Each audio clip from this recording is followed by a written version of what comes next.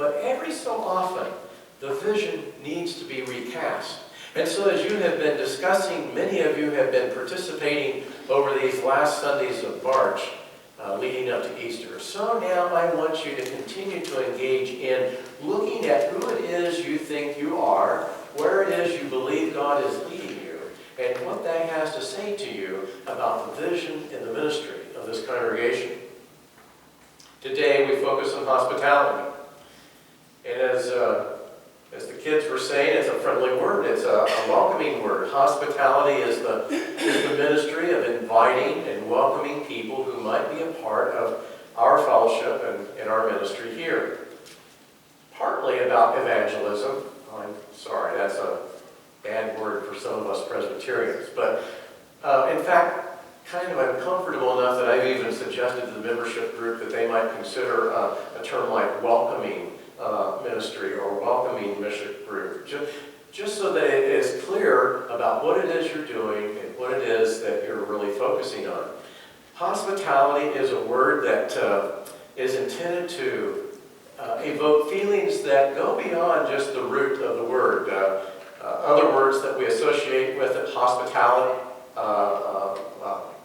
hospitals or hospice care, etc., sometimes leave us with a very different kind of a feeling. But hospitality is showing care for people who are needing it, who are hurting, who are needing help, needing assistance in some specific kind of a way. It's a way we offer peace and rest and comfort and love on behalf of the Christ that we serve. Many of you know that I have been an active part of our Presbytery's mission partnership with the Implication Presbytery in Guatemala for a number of years. They are an intrinsically welcoming people.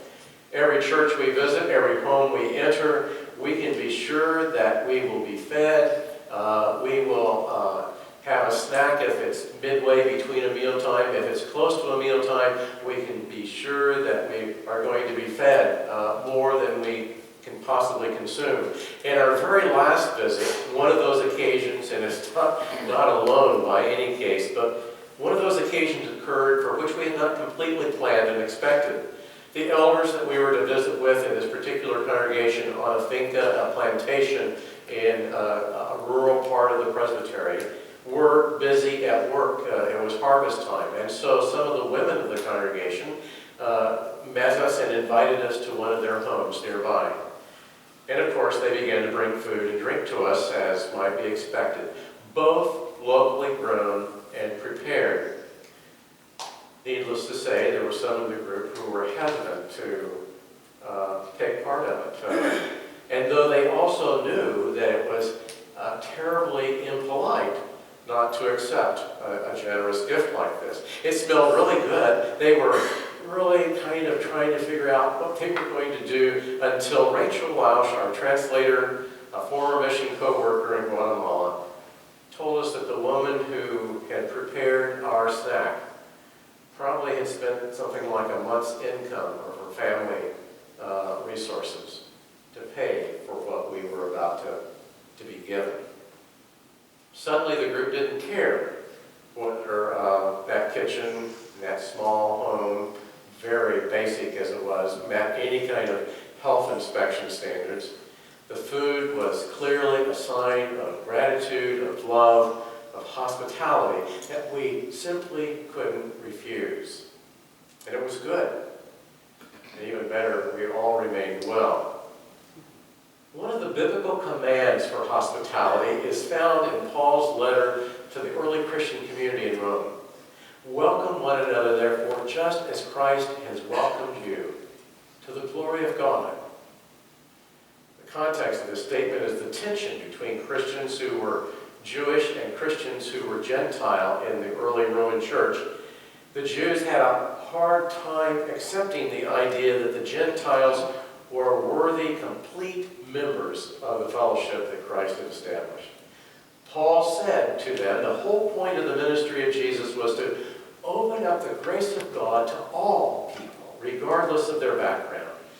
Christ welcomes everyone So we should welcome one another in just that same kind of way. The welcome of Christ is unconditional, like God's love.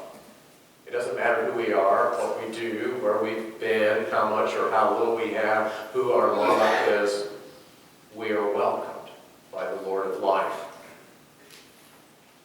This is how we're to welcome the outsider, the stranger, into our fellowship.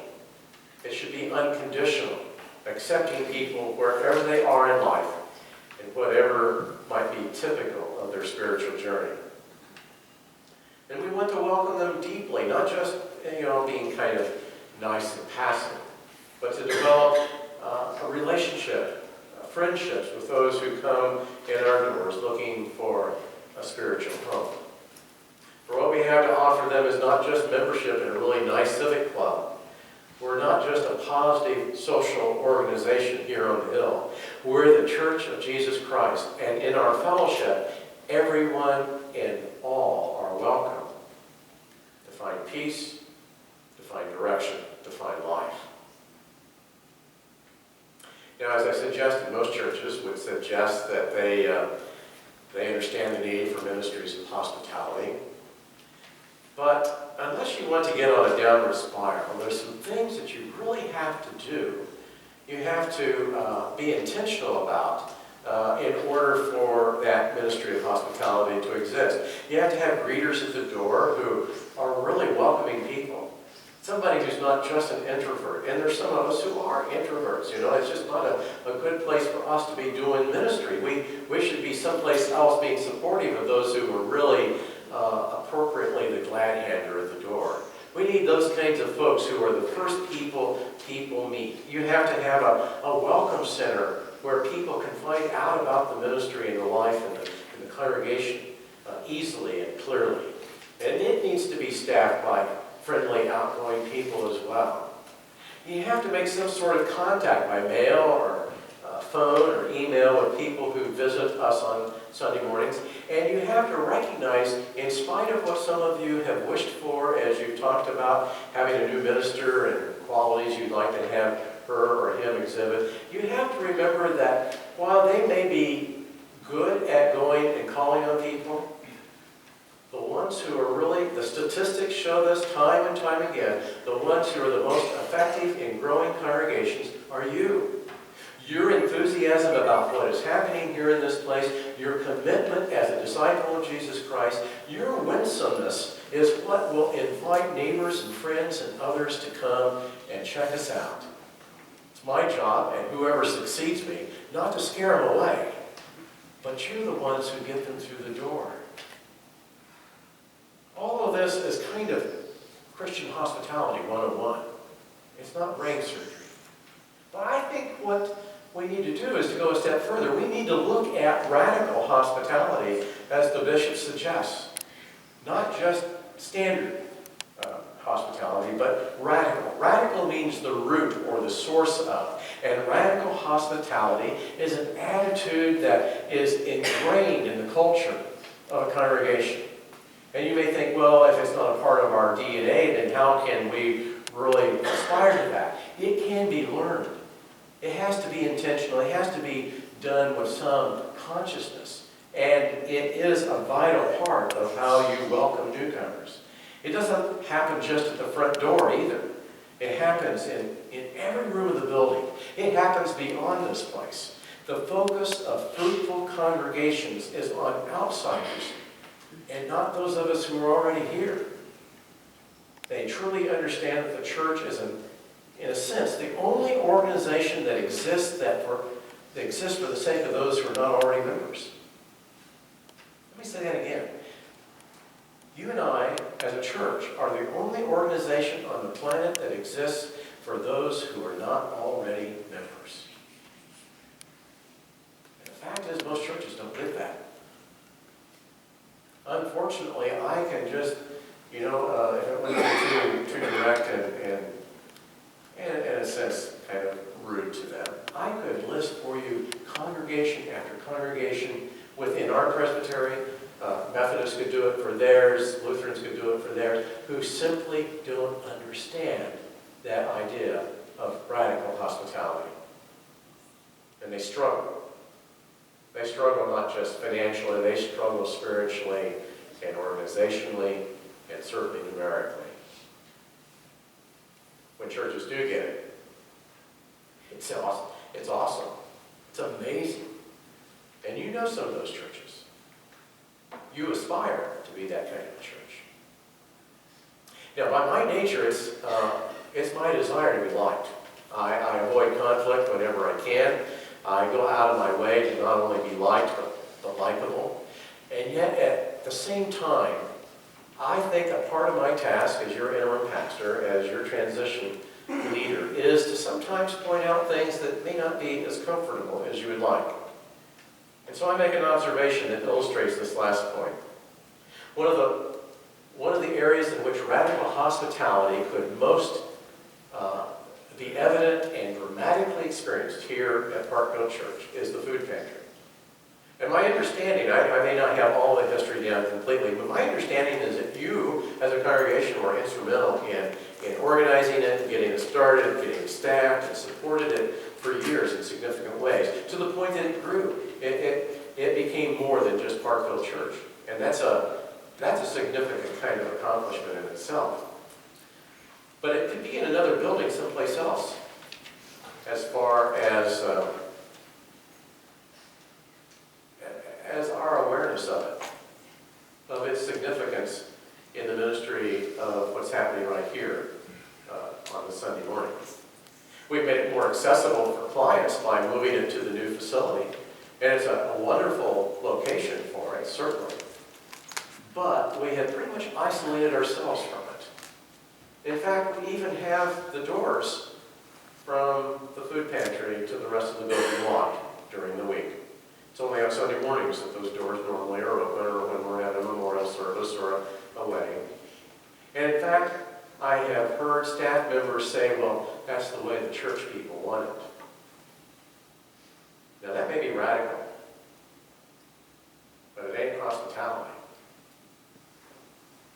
My impression is that this side of the building, we do a much better job. We're welcoming, we're gracious when people come in the door. The door is almost always open at times, even when it seems like there's not much going on. And people are genuinely, graciously welcomed. But the whole benefit, the potential of a welcoming presence on Highway 9 is being lost to us every day of the week as it currently exists. The church is all about relationships. And we want all our new people to know from their earliest contact with us that somebody here cares about them and wants them to be a part of our church family. I hope that's not just me speaking. I hope that expresses you as well. Why bother with radical hospitality? Sounds like a lot of work. It is.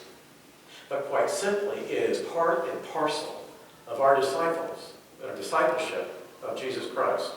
The letter to the Hebrews in the 13th chapter, if I recall correctly, says, do not neglect to show hospitality to strangers, for by doing so, some have entertained angels unaware. It's a great, great passage. But even more than that, by practicing radical hospitality, we prepare to receive an even greater guest. And that should be the word we use. We don't have visitors to our homes. We have guests over. It's not about entertaining, which sometimes that's the way we think about hospitality in the home. It is about welcoming and making at home those who are our guests. There's a story about a couple that I came across as I was doing preparation over the last few weeks for these 5 practices of fruitful congregations. A couple had been having dinner at a stylish London restaurant. The food was superb, the setting complete with chandeliers and crystal and silver was unbelievably elegant. Nevertheless, when the main course arrived, the woman asked the waiter over for a salt shaker. And he immediately said, well, it's already on the table. And she pointed out to him that no, it wasn't. And And sure enough, as he looked more carefully, he was horrified by the observation that it was in fact missing. Something that should not have happened, would never happen. And so he went and got her a salt shaker and brought it back to her. At the conclusion of their meal, as dessert was being considered, the maitre d' appeared, insisting that because of this earlier oversight, they should pick something out on the house. And when the woman said, "Oh, it's not that big a deal," he said, "Oh, no, ma'am. What if you had been the queen? What if you and I were welcoming not the Queen of England, but the sovereign of the universe, as we greet each new person that comes in our building? Every guest in our house is Christ. Every child of God bears the face of Jesus. Hospitality to anyone is hospitality to him. May your tribe increase.